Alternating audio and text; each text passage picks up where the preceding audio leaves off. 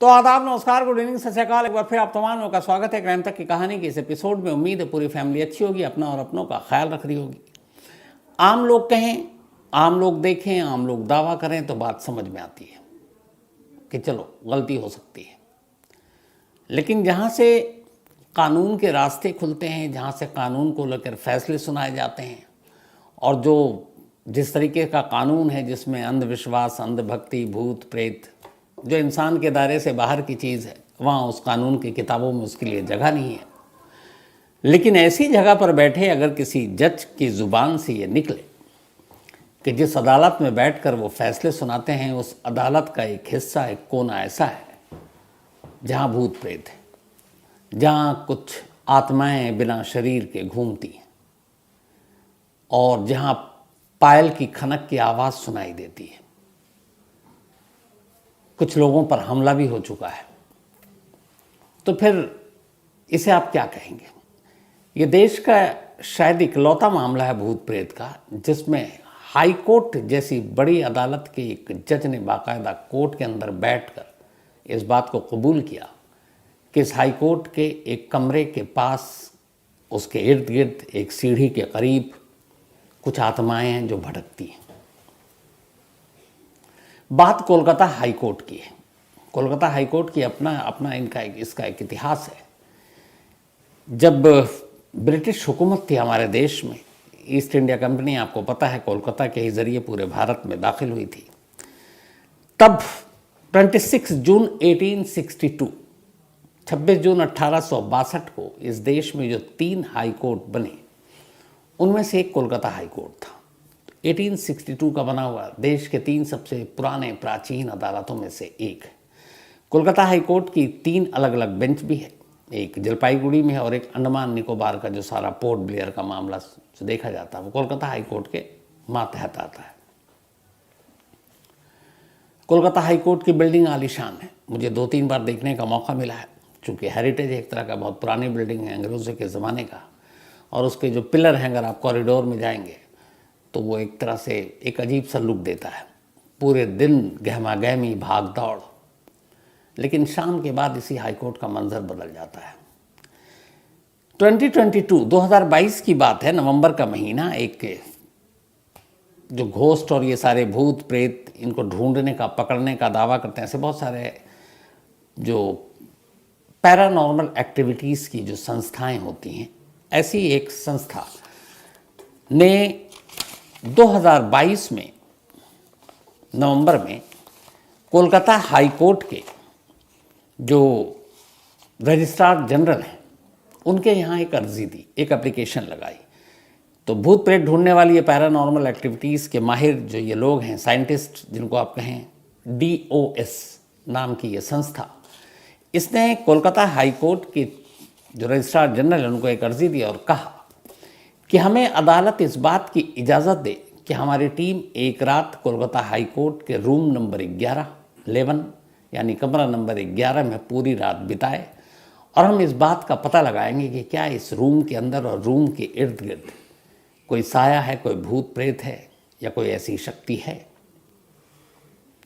ये उन्होंने अर्जी लगाई। ये भी अपने आप में अजूबा है कि अर्जी लगाते हैं कहीं और की तलाशी लेने के लिए, लेकिन यहाँ ये एजेंसी जो भूत प्रेत को सर्च करने में माहिर, वो उसी अदालत में अर्जी लगा रही है और उसी अदालत के एक कमरे के अंदर रात बिताने की इजाज़त मांग रही है। उस कमरे में 8 बजे के बाद से उनका कहना कि हम पूरी रात रुकेंगे। हालांकि उस अर्जी पे आज तक अभी तक फैसला नहीं आया, लेकिन उन्होंने ये अर्जी क्यों लगाई, यहीं से कहानी शुरू होती है। ये अर्जी इसलिए लगाई कि बात उससे भी पहले की है। कोलकाता हाई कोर्ट में एक मुकदमा चल रहा था। सुप्रीम कोर्ट ने एक फ़ैसला सुनाया था और ये फ़ैसला था TET के जो सारे मतलब टीचर्स एलिजिबल टेस्ट जो होता है उसका कुछ एग्ज़ाम और उसके बाद वो टीचर के तौर पर भर्ती। तो बहुत सारे ऐसे लोग कोर्ट पहुंच गए थे सुप्रीम कोर्ट के, हमने एग्ज़ाम पास किया, हमें नौकरी नहीं मिल रही है। तो सुप्रीम कोर्ट ने ऑर्डर दिया कि ऐसे 269 जो बैठे थे एग्ज़ाम में उनको उनकी नौकरी दी जाए। तो उसी को लेकर अब कोलकाता हाई कोर्ट में ये मामले की सुनवाई चल रही थी कि टीईटी के तहत 269 स्टूडेंट्स या जो एग्ज़ाम में बैठे थे उनको जॉब दिया जाए कि नहीं दी जाए, उसके ऊपर उनकी एक संस्था थी, उसके ऊपर मुकदमा चल रहा था। ये मुकदमा चल रहा था जस्टिस अभिजीत गंगोपाध्याय की कोर्ट में। मुकदमे की सुनवाई अच्छी खासी लंबी चल रही थी। तो एक दिन ऐसे ही मुकदमे की सुनवाई चल रही थी। जो न्यायमूर्ति अभिजीत गंगोपाध्याय हैं वो कोर्ट में बैठे हुए थे, बहस चल रही थी, बहस लंबी हो गई। तो उन्होंने इसके बाद अगली तारीख दे दी और फिर ये कहा कि अब इस मामले में चूंकि लंबा वक्त लग रहा है तो हम इस मामले की सुनवाई अब शाम 4 बजे से 7 बजे के दरमियान करेंगे। आमतौर पर कोर्ट 5 बजे बंद हो जाते हैं, लेकिन उन्होंने कहा कि इस मामले की सुनवाई 4 से 7 के दरमियान होगी। अब 7 का मतलब है 7 का 8 भी हो सकता है, 8 का 9 भी हो सकता है। जैसे ही उन्होंने ये आदेश दिया, कोर्ट में बैठे हुए जितने वकील थे, बाकी लोग थे, वो अचानक चौंक उठे, एक तरह से डर गए। उन्होंने कहा कि मिलॉर्ड आप ये क्या कह रहे हैं, मतलब रात के अंधेरे में आप सुनवाई करेंगे कोर्ट की? तो उन्होंने कहा क्यों, क्या हुआ? तो उन्होंने कहा कि आपको तो पता है जस्टिस साहब कि कोलकाता हाई कोर्ट को लेकर क्या क्या कहानियां हैं, रूम नंबर 11 के तमाम फसाने हैं, यहाँ पे कोई भूत है, पायल की आवाज़ आती है, कई लोगों ने देखा है। जैसे ही उन्होंने कहा, अब तक ये मामला तो सपाट था, अचानक उन्हें रोककर जस्टिस अभिजीत गंगोपाध्याय ने कहा क्यों, मैं भूल गया था, मुझे याद आया, और इसको लेके बहुत बरसों से ये कहानी चली आ रही है, हमारे पहले के लोगों ने भी ये कहानी सुनाई है और ये कहानी पूरी तरह से झूठी नहीं है, क्योंकि इस कोर्ट की जो रूम नंबर 11 है, उस रूम नंबर 11 के बाहर एक घुमावदार सीढ़ियाँ हैं, उस सीढ़ियों के इर्द गिर्द ऐसी हलचल देखने वाले, सुनने वाले की लंबी एक लिस्ट है चश्मदीदों की। तो उन्होंने कहा कि मैं जानता हूँ कि यहाँ पे कुछ ऐसी शक्तियाँ हैं और ये कहानी झूठी नहीं है। फिर उन्होंने कहा ठीक है, उन्हें भी याद है, उन्होंने कहा नहीं आप 7 बजे नहीं करेंगे, जो होगा 5 बजे के दरमियान, अंधेरा होने से पहले अदालत खाली। तो जब उन्हें भरी अदालत में उन्होंने, एक जज ने ये बात कही कि कहानी झूठी नहीं है और यहाँ भूत प्रेत है, खबर बन गई। अब इसके बाद कोलकाता हाई कोर्ट को लेकर तमाम चर्चे, तमाम कहानियाँ शुरू हुई। अब सवाल ये है कि कोलकाता हाई कोर्ट के एक जस्टिस ने ये बात क्यों कही कि ये कहानी झूठी नहीं है और यहाँ पर कुछ ऐसी चीज़ें हैं, और क्या है ऐसी बात जो कोलकाता हाई कोर्ट के एक रूम को, ख़ासतौर पर उस रूम के इर्द गिर्द रूम नंबर 11 को एक तरह से भूतहा बनाता है, और वो कौन लोग हैं जिन्होंने इन चीज़ों को फील किया या देखा या विटनेस है। तो उसकी पूरी कहानी आपके सामने हाजिर है। कोलकाता के जितने वकील हैं, जितने वहाँ पे और मुलाजिम काम करते हैं हाई कोर्ट में, एक बड़ी तादाद है जिनका कहना है कि उन्होंने यहाँ पे कोलकाता हाई कोर्ट में ऐसी चीज़ें देखी हैं। कहानियाँ बहुत सारी हैं, लेकिन 3 कहानी ऐसी है जिसके दावेदार बहुत सारे हैं और उसमें ऐसे लोग जुड़े हुए हैं जिनके बारे में आप शक नहीं कर सकते। एक आम आदमी 10 तरह की कहानी सुनाकर निकल सकता है। बात कई साल पुरानी है। जब कोर्ट में जजेस बैठते हैं तो उनकी भी सुरक्षा होती है, उसके लिए पुलिस की टीम लगी होती है। तो ऐसे ही कुछ पुलिस वाले एक जस्टिस की सिक्योरिटी में थे। मुकदमे की सुनवाई के दौरान थोड़ा देरी हो गई। अब जज साहब अभी कमरे में हैं, शाम के लगभग 7-8 बज चुके, वो अपने रूम में चैम्बर में बैठकर काम कर रहे हैं। तभी ये जो पुलिस वाला था ये निकला, बोला कि अब थोड़ी देर में निकलेंगे, चलो वॉशरूम होकर आ जाते हैं। वॉशरूम उस रूम नंबर 11 की घुमावदार सीढ़ी के करीब। अब वो जाता है, वहाँ से वापस आ रहा होता है, सीढ़ी पर मौजूद था। तभी अचानक वो सीढ़ियों से लुढ़कना शुरू हो जाता है। वो अचानक उठता है और उसका पीछे देखता है और फिर बदहवास चीखता और भागता है। तब तक सारे लोग आ गए। फिर उसने उन जज साहब जिनकी उस ड्यूटी में था, उन्होंने पूछा क्या हुआ। उसने बताया कि मैं लौट रहा था, मुझे अचानक पीछे से किसी ने धक्का दिया और धक्का ज़ोर से दिया, मैं गिरा। मैंने पलट कर देखा तो एक महिला दिखाई दी, एक औरत। उसके पैर मैंने साफ देखे, पैरों में उसके पाजेब थी, साड़ी पहनी हुई थी। उसका धीरे धीरे मैंने उसके ऊपर की तरफ देखना शुरू किया। जैसे ही मैं कंधे तक पहुंचा, मुझे सब साफ नजर आ रहा, लेकिन कंधे के ऊपर उसका सर ही दिखाई नहीं दे रहा। और वो देखते ही फिर बदहवास नींद बेहोशी में, लेकिन उसको फिर नॉर्मल किया गया। अब उसने अपने जज साहब को ये पूरी कहानी सुनाई, और वो एक पुलिस वाला। अब बात यहीं ख़त्म हो जाती कि कोई कन्फ्यूज़न है, लेकिन नहीं।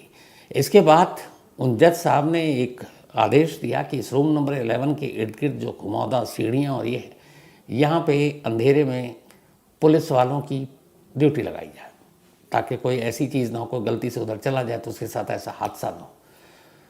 तो लंबे वक्त तक वहाँ पुलिस वाले भी मौजूद रहे। तो एक इस पुलिस वाले की कहानी थी। इससे पहले एक कहानी जो दो सबसे फेमस कहानी थी कोलकाता हाईकोर्ट के इस भूत वाली, उसमें एक कहानी एक कवि की थी कि एक कवि है जिसकी वजह से ये सारी चीज़ें हुई। और ये बात उस वक्त की है जब ब्रिटिश हुकूमत थी, और ब्रिटिश हुकूमत के दौर में एक कवि था जिसका नाम तपिस था। तपिस एक पोएट था, उसके ऊपर तमाम तरह के इल्ज़ाम लगे आज़ादी और इसके लिए भी लिखने विखने के। तो इसी कोलकाता हाईकोर्ट में उसके ऊपर मुकदमा चला। मुकदमा चलने के बाद अदालत ने उसे सज़ाए मौत दी, और सज़ाए मौत का फैसला देकर उसके बाद उसे जेल भेज दिया गया। जेल में उस वक्त जो अंग्रेज़ जेलर थे वो सब जल्लाद टाइप के थे। उन्होंने तपिस को खाना पानी कुछ नहीं दिया, और वो वहीं जेल में भटकता रहा, घूमता रहा, और फिर उसको सज़ाए मौत दे दी गई। जब उसको मौत दे दी गई तो उसके बाद ये हुआ कि इस कोर्ट के अंदर कोई साया है जो घूमता है, और वहाँ पे एक घुमावदार सीढ़ी के पास एक मटका रखा हुआ था पानी का। तो कहते हैं कि वहीं पे हमेशा दिखाई देता है कि वो आता है मटके के करीब और फिर गायब हो जाता है। तो कहानी ये बनी कि ये जो तपिस, जिसे अंग्रेज़ों ने सज़ाए मौत दी, फिर सूली पे चढ़ा दिया, वो आखिरी वक्त तक प्यासा था और उसे बिल्कुल मतलब डिहाइड्रेशन का शिकार हो चुका था, एक तरह से मर ही गया था।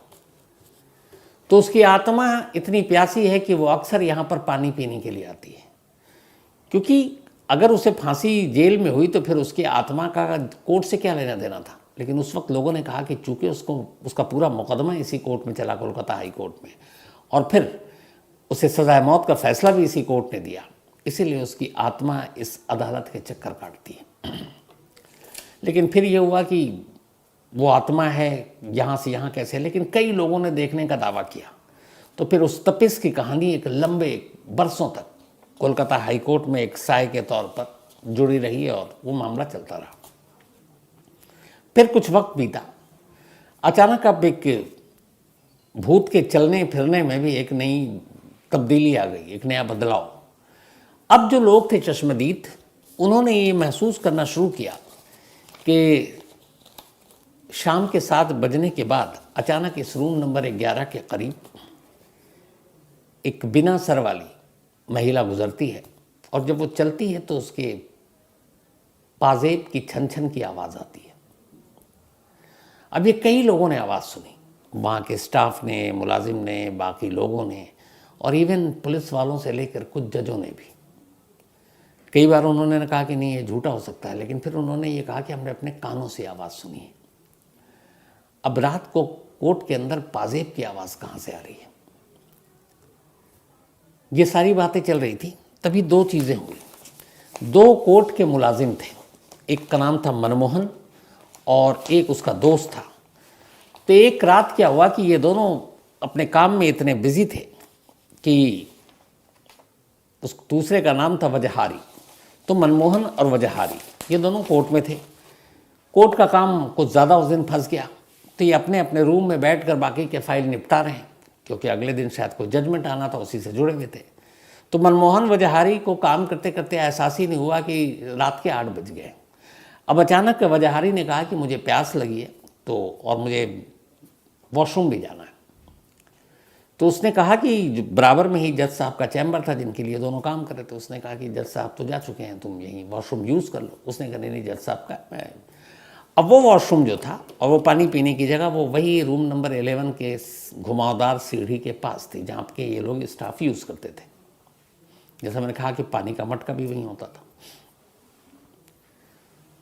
तो उसने मनमोहन ने उसको आगाह भी किया। उसने कहा कुछ नहीं होता, मैं जा रहा हूँ, और वो चला गया। अब जाने के बाद वो लौट ही नहीं रहा, इधर इसका काम खत्म हो गया, इसे निकलना है, इसे ये भी टेंशन है कि 8 से ऊपर काम कर रहे हैं, कोर्ट के ज़्यादातर स्टाफ जा चुके हैं, कोर्ट खाली है, डर भी लग रहा उसे, वो सारे दिमाग में कहानियाँ भी घूम रही हैं। तो काफ़ी देर तक जब वो नहीं आया तब इसने कहा कि अब क्या करें, चल के देखना पड़ेगा। अब मनमोहन उसे ढूंढते हुए उसी वॉशरूम की तरफ बढ़ रहा है।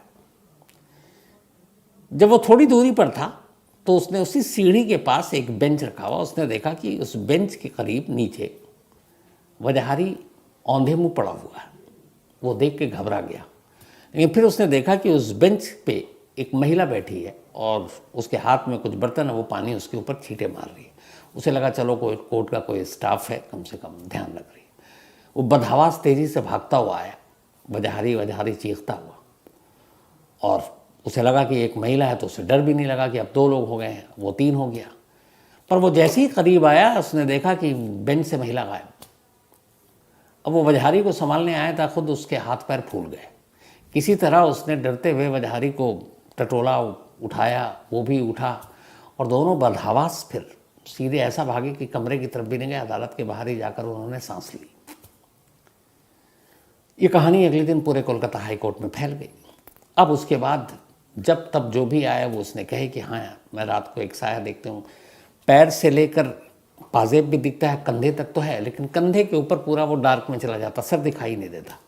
तब हो गया कि एक आत्मा है जो बिना सर के है और कोलकाता हाई कोर्ट में घूम रही है पाजेब के साथ।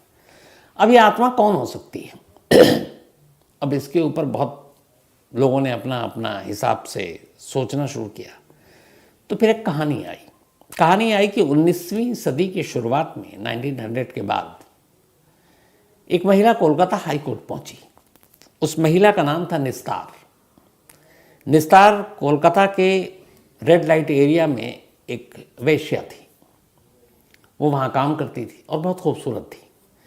लेकिन फिर उसे अचानक उसी एक ग्राहक मिला जो एक अच्छे परिवार से था, बिजनेसमैन था, और निस्तार को, बल्कि निस्तार से उसको प्यार हो गया। और उसने निस्तार से कहा कि मैं तुम्हें इस दलदल से बाहर निकालना चाहता हूँ, तुम्हारे साथ शादी करके अपना घर बसाना चाहता हूँ और तुम्हें यहाँ से ले जाना चाहता हूँ।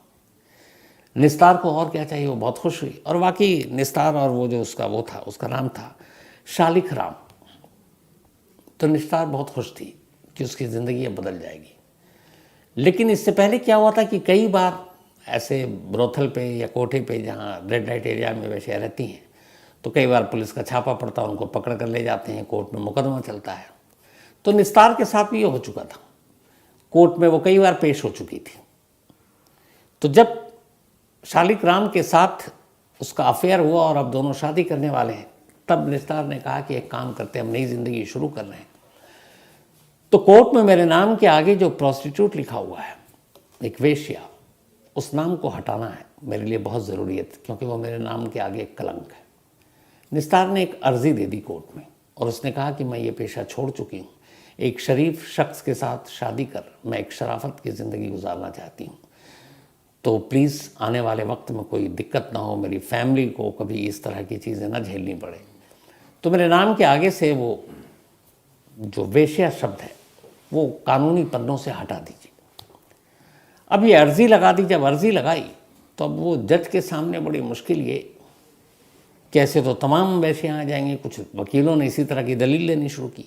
उधर जो उसके ग्राहक थे और जो कोठे के लोग थे वो भी उसके खिलाफ हो गए थे निस्तार के, कि ये कैसे ये छोड़कर और अपनी नई ज़िंदगी शुरू करने जा सकती है, इस तरह से तो बाकी लड़कियों को भी ऐसे ही रास्ते मिल जाएंगे। तो ऐसे पेशे में जाना आसान है, निकलना बड़ा मुश्किल होता है।